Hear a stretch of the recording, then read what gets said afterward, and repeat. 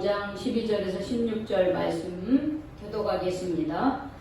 예수께서 한 동네에 계실 때에 온몸에 나병 들린 사람이 있어 예수를 보고 엎드려 구하여 이르되 주여 원하시면 나를 깨끗하게 하실 수 있나이다 하니 예수께서 손을 내밀어 그에게 이르시되 내가 원하노니 깨끗함을 받으라 하시되 나병이 곧 떠나니라.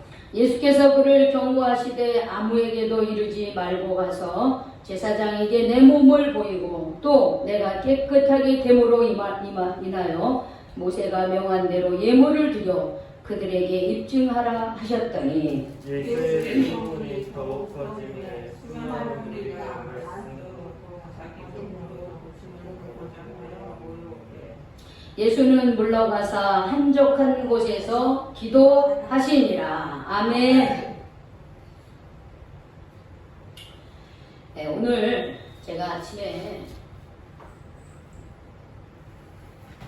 좀 뉴스를 보니까 오늘 신규 확진자, 코로나 신규 확진자가 1,455명이에요. 그리고 누적 확진자 수는 17만 6,500명으로 집계가 됐습니다.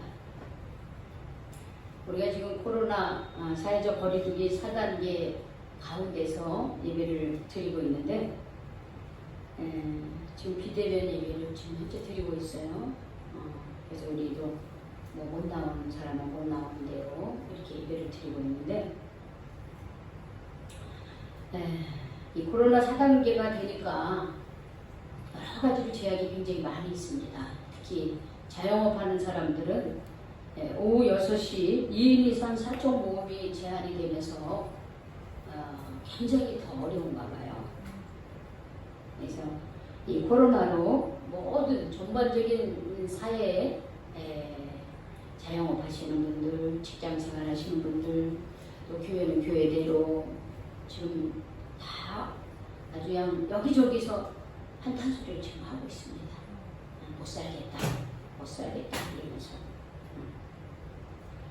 그래서 우리는 지금 코로나라고 하는 깊은 신음 한가운데에서 우리는 살고 있습니다. 오늘 우리가 성경에 보니까 이 깊은 신음 가운데 있던 한 사람이 우리는 한 사람을 볼 수가 있습니다. 그 사람은 나병 환자라고 하는 사람이에요. 요즘에 가장 무서운 병이 뭘까요? 암이죠. 암보다 요즘에 더 무서운 게 뭐예요? 코로나잖아요. 코로나예요. 암은 어쨌든 많이 고칩니다. 좋은 의사 만나고 좋은 대학병원 오면요 많이 고쳐요. 대부분이 고칩니다. 근데 지금 코로나는 어떻게 해요?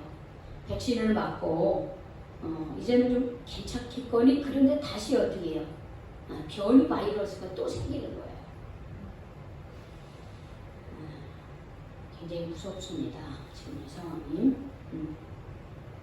근데 오늘 성경에 보니까 나병 환자라고 하는 사람이 등장해요. 아마 그때 당시에는 가장 큰 무서운 질병 중에 하나였어요. 그렇죠? 우리나라도 한 20세기 초만 해도 사실 이 나병 환자에 걸린 사람이 꽤 많았고 이런 사람들을 소록도에 이렇게 모아가지고 거기서 살게 하고 그것이 또 자녀들에게 전염이 될까 싶어가지고 아예 아이도 낳지 못하게 그렇게 만들었습니다. 얼마나 우리의 인식이 이 나병에 대해서 무서웠던지 그렇게 했어요. 근데 2000년 전에 지금부터 1세기에 이런 나병 환자가 걸렸다고 하는 것은 정말 너무나 두렵고 끔찍한 일이었죠. 그래서 당시 이 병에 걸리면 하나님이 천벌을 줬다. 하나님 앞에 얼마나 큰 죄를 저질렀으면 저 사람이 저렇게 나병 환자가 되었을까? 이렇게 생각할 정도로 아주 무서운 전염병이면서 그런 질병이었습니다. 이 병에 걸린 사람은 가족과 헤어지고 이웃과도 격리되어 살아야 했습니다. 그래서 이 병에 걸린 사람들끼리만 아주 그 외진 곳에 혹은 산속의 동굴에서 살았습니다. 요즘에 여러분 코로나 걸리면 당장 어떻게 되는지 아세요? 코로나 양성 판진, 즉 코로나 확진됐다 그러면요 앰뷸런스가 삐요삐요 하면서 앰뷸런스를 다 그 집안에 도착을 해요. 그러고서는 어떻게 딱 태우고 갑니다. 그래서 어떻게 해요? 치료받는 치료소로 싹 옮겨요. 그 사람의 증세가 너무 심하면 병원으로 가고 증세가 약하면 일반 이제 격리 치료소로 가요. 그래가지고는 어떻게 해요? 가족과 모든 사회와 혹은 그 사람하고 접촉했던 모든 사람은 또 다 어떻게 해요? 코로나 검사를 받아야 됩니다. 순식간에 그렇게 이루어집니다. 그래도 이것은 걸렸다 하면 좀 그렇게 되기는 하지만은 치료가 되고 완치되면 다시 다 돌아오게 돼 있어요. 집으로 돌아오고 다시 사회생활하고 다 하게 돼요. 그렇지만 나병은 한 번 걸리면 이거는 또 고칠 수 있는 의술이 없었어요. 그때 당시에는. 그래서 한 번 걸리면 죽을 때까지 가족과 사회로부터 격리된 삶을 살았습니다. 그러니까 목숨이 붙어 있어서 살지만 내가 한 인간으로서 어떤 가정생활이라든지 사회생활이라든지 친구와의 관계라든지 이런 거를 하지 못하고 아무것도 하지 못하고 여러분 따로 떨어져서 산다고 생각해 보세요. 우리는 그런 삶을 행복하다, 잘 살고 있다 그렇게 말할 수 없겠죠. 그렇죠? 살긴 사는데 그냥 목숨이 붙어 있으니까 사는 거야. 살아있다고 말할 수 없는 삶이에요. 당시에는 이보다 더 큰 신음이 없었을 것이라고 예상을 합니다. 우리가 이 세상을 살면서 우리는 근데 우리가 살아있는데 정말 행복하다, 정말 기쁘다, 정말 사는 것 같다 이렇게 말하며 살아가는 사람이 얼마나 될까요? 사실은. 그렇죠? 사실 인생이란 삶의 커튼을 살짝만 열어놓치면 어느 한 개인의 그런 인생의 삶을 살짝 걷고 그 안을 살짝 들여다보기만 하면 그 안에는 다 신음의 소리들이 있습니다. 우리 안에. 어떤 사람은 질병으로, 어떤 사람은 경제적인 문제로, 때로는 자녀의 그런 문제로, 사람과의 관계로, 혹은 인생을 살아가는데 막막해. 어떻게 살아가야 될지 몰라. 그럴 때 막막한 그 삶의 그 어떤 그 어려운 그런 길목에서 이렇게 신음소리가 들려요. 우리 안에. 요즘에 코로나 상황 가운데서 전 세계적으로 깊은 신음에 빠졌죠. 자영업자들 특히 저녁 6시 이후에 2명 이상 못 모이는데 무슨 장사를 하겠습니까? 학생들은 온라인 수업으로요. 온라인이라고 지긋지긋한가 봐 애들이. 그렇게 학교 가라면 학교 가기 싫어하던 애들이 학교 갔으면 좋겠다는 거예요. 기쁜 소식이 학생들에게 학교 가는 거라는 거예요. 학생들도 교사들도 온라인 수업으로 힘들고 지쳐가고 있습니다. 맞벌이하는 가정은요. 이 애들을 놔두고 가니까 학교에 가면 어쨌든 학교에서 아이들을 보호해주고 가르치고 먹이고 그러는데 바쁜 엄마 아빠들은 어떻게 해요? 아이들을 돌볼 수 있는데 애들은 그냥 집에 놔두고 애들은 온라인 수업 제대로 안 하죠. 온라인 수업한다고 그러면서 아이들이 아주 이상한 그런 그 동영상에 접속을 해가지고 애들이 아주 안 좋은 쪽으로 흘러가고 지금 너무 심각해요 사실은. 교회도 마찬가지죠. 교회도 지금 1년 반. 그래서 작년 3월부터 시작해서 6월 7월입니다. 1년 반을 비대면 예배를 드렸다, 대면 예배를 드렸다가 뭐 몇 프로를 드려라 이러니까요. 사람들이 자꾸 떨어지는 거예요. 그리고 신앙생활하지 않는 그 부모님들의 자녀들, 어린이들, 학생들이냐 교회 가지 마. 초기에 그 신천지 때문에 그 역살이 많이 됐잖아요. 그러니까 교회 가면 뭐 큰 전염병 걸리는 거죠. 그때는 신천지로 인해서 좀 그랬지만은 지금은 사실은요 교회만큼 방역 잘하는 데가 어디 있습니까? 버리기요. 놓고 예배드리고. 큰 교회는 더 하죠. 큰 교회 들어올 때부터 다 이게 온도제죠. 다르죠. 다 마스크 쓰죠. 다 그렇게. 그럼 계속해서 이 비대면 예배를 드렸다 안 드렸다 계속 이러니까 성도들이 1년 반을요 교회를 안 가는 게 이제 익숙해졌어.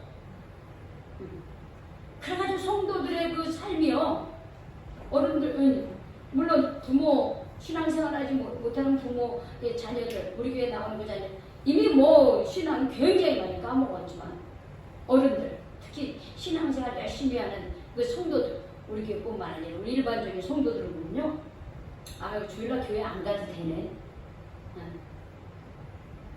하나님 앞에 11조 생활 헌금 생활 아유 안 하니까 좋네. 편해졌어. 신앙생활이 얼마나 지금 나태해졌는지 몰라요. 물론 모두가 그런 거 아닙니다. 그런 가운데서도 정말 가정에서 예배드리고 가정을 회복시키는 그런 가정 예배를 회복하는 그런 가정도 있어요. 그러나 보편적으로는 그렇지 않더라고요. 그래서 교회에서도요 신음소리가 나는 거예요. 힘든 게 막 느껴지는 거예요.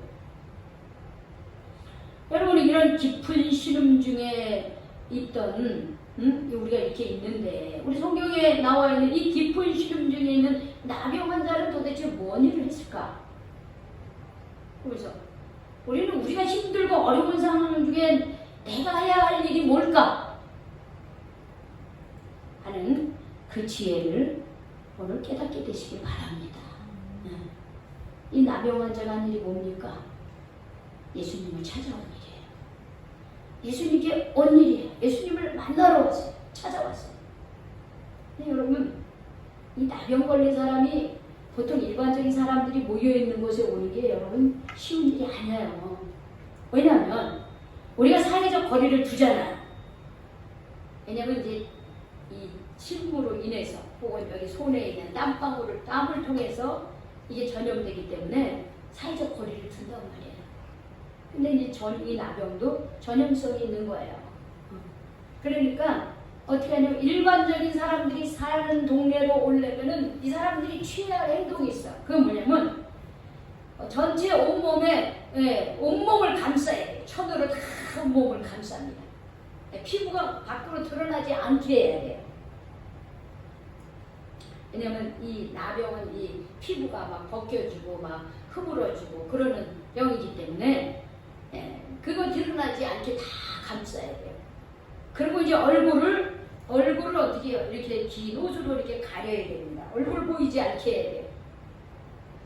그러고서는 어떻게 해야 되냐면 그거로 끝나는 게 아니라 부정하다고 소리를 질러야 되는 거예요. 그리고 사람들이 그거를 보는 순간 저 사람은 나병 환자구나 그러면 다 그냥 알아서 비껴가는 거예요. 뭐 비껴갈 뿐만 아니라 그 사람을 만나려고 하지도 않겠죠. 왜? 이렇게 하고 오는 사람은 나병 환자만이 그렇게 하는 표시였어요. 그래서 이런 행위를 하면서 일반적인 사람들이 사는 그 마을에 들어온다고 하는 것은 정말 안 오면 안 될 아주 꼭 필요한 일이 아니면 이 못 오는 일이에요. 그런데 이 사람이 예수님을 찾아왔다라고 하는 것은 굉장히 큰 용기를 냈다라고 하는 거예요. 그러면 왜 그가 예수님을 찾아왔을까요? 그는 깊은 신음 한가운데서 인생의 절망 가운데서 마지막 희망을 예수님께 본 거예요. 그래서 그는 예수님을 찾아와서 엎드려서 어떻게 해요? 엎드려 무릎을 꿇고 엎드려 예수님한테 간청을 합니다. 뭐라고 간청을 하냐? 주여 원하시면 나를 깨끗하게 하실 수 있습니다. 이렇게 지금 뭐냐면 주님이 저를 고치기로 마음먹으면 제가 고치게 될 것을 믿습니다. 이 말이에요. 이 세상에서는 그 어떤 의술로도 나를 고치지 못하지만 예수님이면 저의 이 고통의 문제를 해결해 주실 것을 저는 믿습니다. 하고 나왔다는 거예요.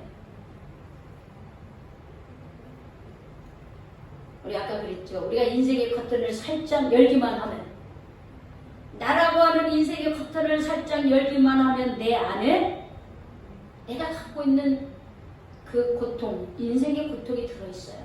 말하지 않아서 그렇지. 그런데 이 신음소리를, 이 나병 환자가 자기의 그 고통을 믿음으로 예수님 앞에 나와서 주여 원하시면 나를 깨끗하게 하실 수 있습니다. 이렇게 고백했던 것처럼 여기에 있는 저와 우리 모두가 나의 인생의 신음소리를 우리 주님이 듣고 있고 알고 계신다고 하는 그 믿음을 갖고 이 자리에 나오시기를 바랍니다. 아멘. 이 자리에 나오시길. 저는 오늘 여러분들이 이 나병 환자가 예수님을 믿는 믿음으로 나온 것처럼 우리 모두가 이 자리에 나왔다고 하는 것은 예수님이라면 내 인생의 신음소리를 듣고 계시고 또 그 문제를 이겨나갈 힘을 주시고 또 해결해 주실 것이라고 하는 그 믿음을 갖고 이 비대면의 예배 중에도 이 자리에 참석하신 줄로 저는 믿습니다. 네. 여러분, 내가 그 신음 소리를 낼 때에 우리 하나님께서, 예수님을 이 땅에 보내주신 하나님께서 그 신음 소리를 못 들으셨을까요? 응? 다 들으셨어요. 그럼 출애굽기 3장에 보면은요, 하나님께서 모세를 부르죠. 모세를 부르실 때에 하나님께서 모세에게 이런 얘기를 합니다. 내가 애굽에 있는 내 백성의 고통을 분명히 보고 그들이 그들의 감독자로 말미암아 부르짖음을 듣고 그 근심을 내가 안다, 이렇게 얘기했습니다. 이스라엘 자손의 부르짖음이 내게 달하고 애굽 사람이 그들을 괴롭히는 학대도 내가 보았다, 이렇게 얘기를 해요. 그래서 이제 내가 지금 모세 너를 통해서 바로에게 너를 보내서, 이집트의 왕이죠, 바로에게 보내요. 너를, 내 백성 이스라엘 자손을 애굽에서 인도하여 내게 할 거다, 이런 얘기를 하시는 거예요. 이스라엘 백성들이 이집트에서 430년 살면서 한 100여 년, 130년 정도는 아마 대접을 많이 받았습니다. 그러나 이집트에 새로운 왕조가 생기면서 계속 어떻게 해요? 탄압을 받았어요. 노예 생활을 했어요. 그들은 그 가운데 막 하나님, 왜 우리가 이렇게 고통 가운데 있어야 됩니까? 주여, 우리를 불쌍히 여겨주시옵소서. 그 기도를 했다는 거예요. 근데 하나님께서 다 들으신 거예요. 이제 그게 차가지고 하나님께서 어떻게 그들을 구출해내겠다는 거예요. 하나님은 이스라엘 백성들이 신음소리와 학대받는 것을 보았고 들으셨습니다. 그런 하나님이 우리의 고통을 외면하실까요? 예수님은 나병 환자의 신음소리와 고통과 아픔을 알고 계셨습니다. 나병 환자가 그 고통으로부터 해방되기 원하는 만큼 예수님도 원하시는 거예요. 예수님도 원하시는 거예요. 그래서 예수님이 뭐라 하냐면, 나병 환자가 주여 원하시면 저를 깨끗하게 하실 수 있습니다 라고 얘기하셨을 때 예수님도 이렇게 답변하신 거야. 야, 그래, 맞아. 나도 원해. 나도 너가 깨끗함을 받고 네가 병에서 낫고 그래서 격리된 삶에서 다시 가족의 품으로 돌아오고 사회생활을 하고 네가 사람답게 사는 건 나도 원해. 이렇게 말씀하시는 거야 지금. 그래서 예수님께서요, 손을 내밀어서 그 나병 환자의 몸에다 탁 손을 대십니다. 여러분, 이게 쉬울까요? 쉬운 문제 아닙니다. 여러분, 요즘에 코로나 때문에 누가 옆에서 기침만 콕콕 해도요, 저 사람 코로나 병 걸린 거 아니야? 그러니까 이렇게 이게 두려운 마음으로 쳐다보는 거예요. 왜? 나도 혹시 걸릴까 봐. 또 반대로 내가 목이나 좀 칼칼하고 또 이렇게 뭐가 기침이 나오고 나 혹시 감염된 거 아닌가? 나 스스로도 그런 생각이 들어요.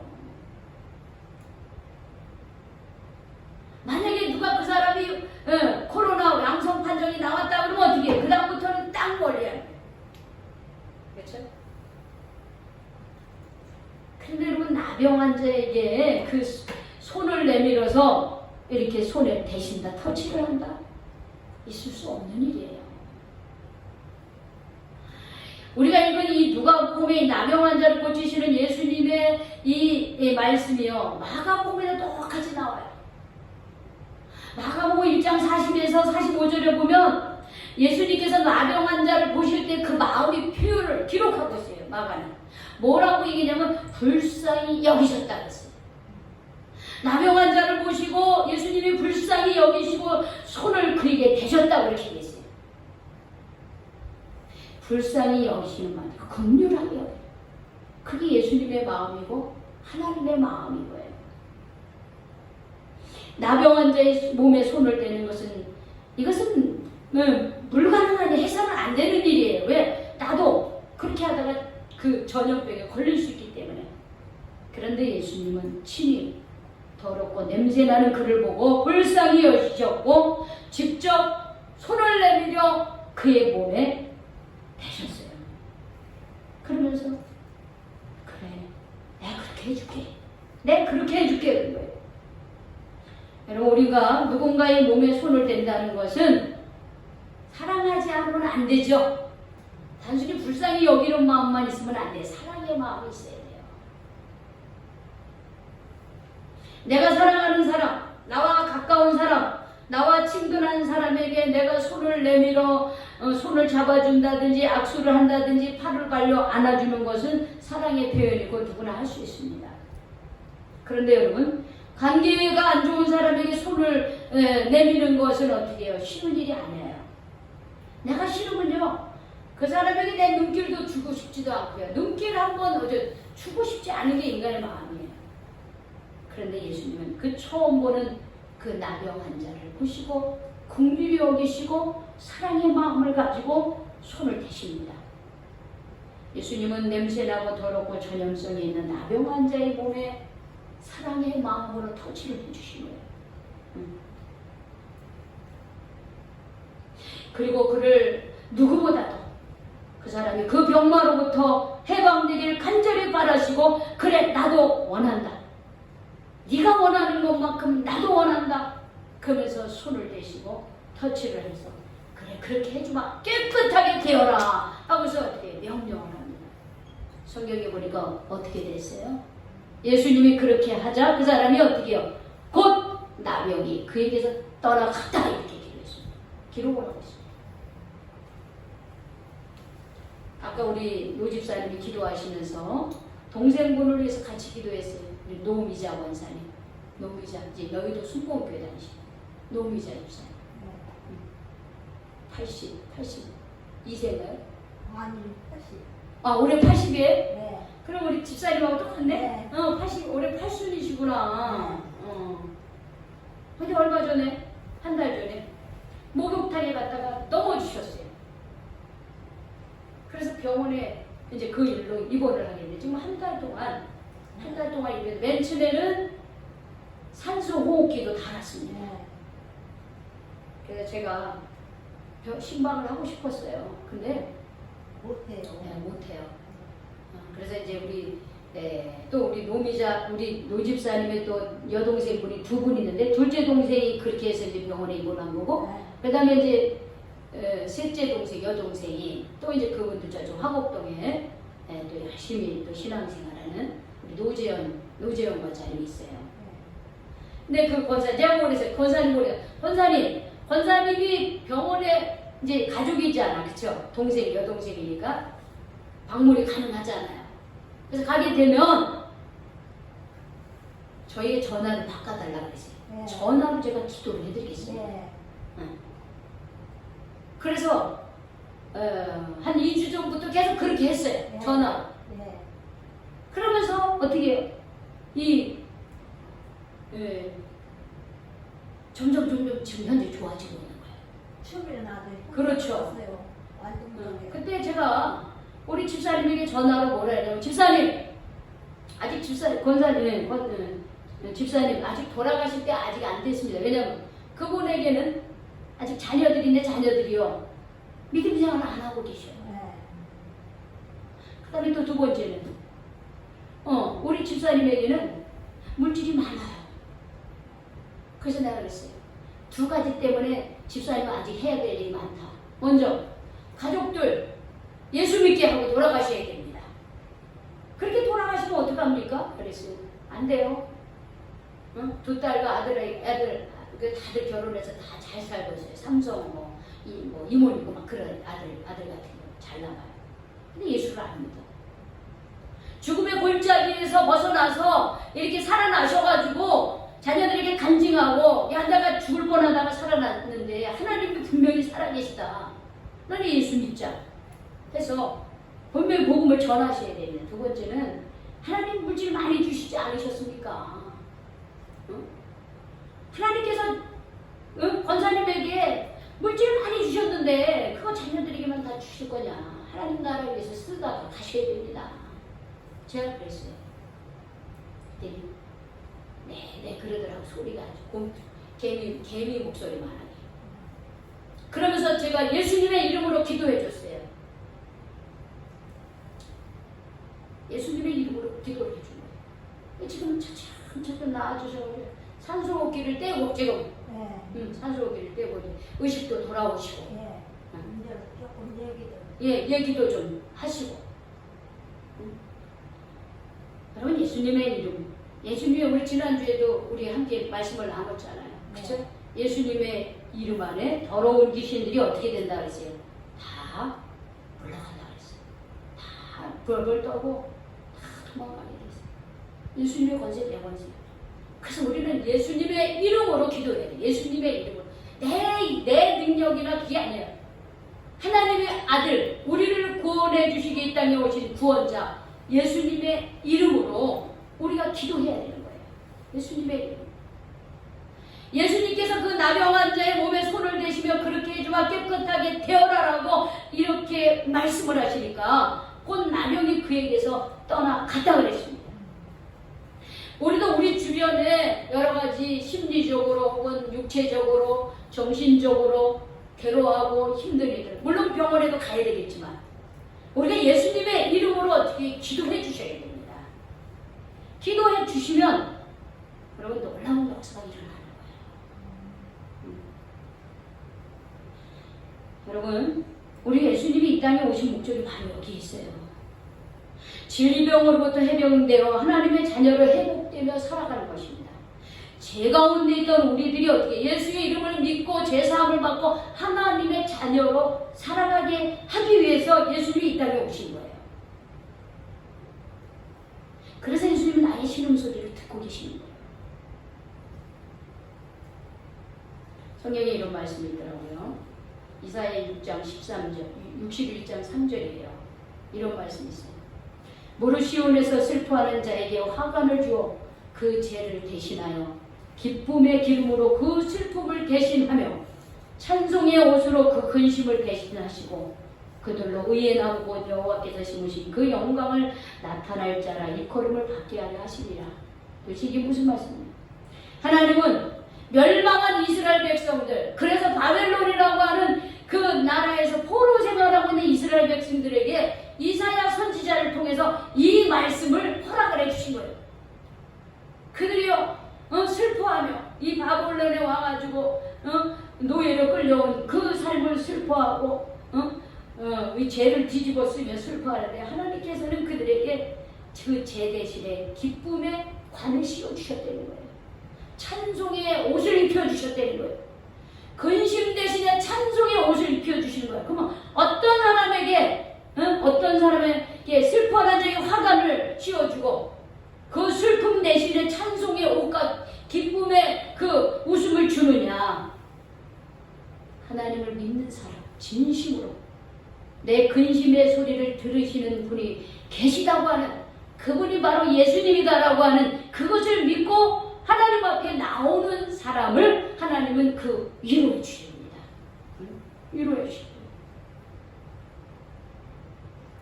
나병 환자가 자신의 고통을 예수님께 갖고 왔을 때 예수님께서 나도 원해 깨끗해져라 이렇게 말씀을 하신 것처럼요. 우리도 내 안에 그 근심의 소리, 신음의 소리, 고통의 소리를 예수님 앞에 가져오시기 바랍니다. 주님은 기다리고 계십니다. 알고 계십니다. 여러분, 이때 당시 나병 환자가 이 사람밖에 없었을까요? 더 있었어요. 그런데 누구만 고침을 받은 거예요? 예수님 앞에 나온 이 나병 환자만 고침을 받은 거예요. 누군가에게 쉽게 말할 수 없는 삶의 고통이 분명히 있습니다. 그런데 그것을 예수님께 가져오시기 바랍니다. 그러면 예수님께서는 슬픔 대신에 기쁨을 주시고 제 대신에 화관을 주시고 기쁨의 찬송을 부르실 수 있도록 그렇게 우리와 함께 하시고 우리의 그 신음소리에 응답해 주십니다. 그런 응답을 받으시는 저와 여러분이 되시기를 주님의 이름으로 축복합니다. 아멘. 축원합니다. 아멘. 기도하겠습니다. 하나님 감사합니다. 오늘 이 귀한 말씀을 통해서 우리가 지금 인생을 살아가면서 너무나 힘들고 어려운 가운데 있습니다. 또한 코로나라고 하는 이 상황이 우리를 경제적으로 주님 너무나 힘들게 하고 있습니다. 주님, 그러나 우리가 이 가운데 우리가 소망을 가질 수 있는 것은 나병 환자를 주님께서 깨끗이 고쳐주셨던 것처럼 지금 우리가 이렇게 힘들고 어렵지만 주님, 이 문제를 가지고 주님 앞에 가지고 나올 때 분명히 주님께서 이것을 이기게 하시고 또한 극복하게 하실 수 있는 지혜와 능력을 저희들에게 허락해 주실 줄로 믿습니다. 그 믿음을 가지고 내 인생의 신음소리를 주님 앞에 내려놓게 하여 주시옵소서. 그리하므로 위로받게 하시고 해결되어지는 역사가 우리의 삶 가운데 일어날 수 있도록 하나님 역사해 주시옵소서. 아멘. 예수님의 이름으로 기도 올려옵나이다. 아멘. 우리 찬송 300